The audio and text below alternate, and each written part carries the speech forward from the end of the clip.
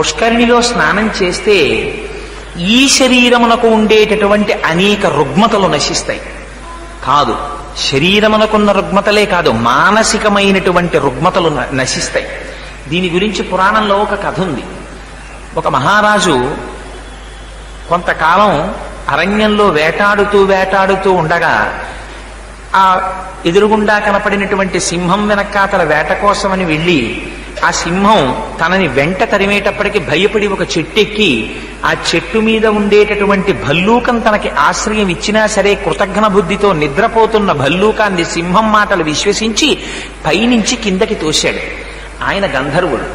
ఆయన పైనుంచి కింద పడిపోతూ ఆ భల్లూకం తన స్వస్వరూపాన్ని పొంది కృతజ్ఞతతో ప్రవర్తించావు కనుక లక్ష్మణుడు అంటాడు కిష్కింధకాండలో, బ్రహ్మగ్నీచ సురాపేచ చోరే భగ్నవ్రతే తథా నిష్కృతిర్విహితా సిద్ధి కృతఘ్నో నాస్తి నిష్కృతి.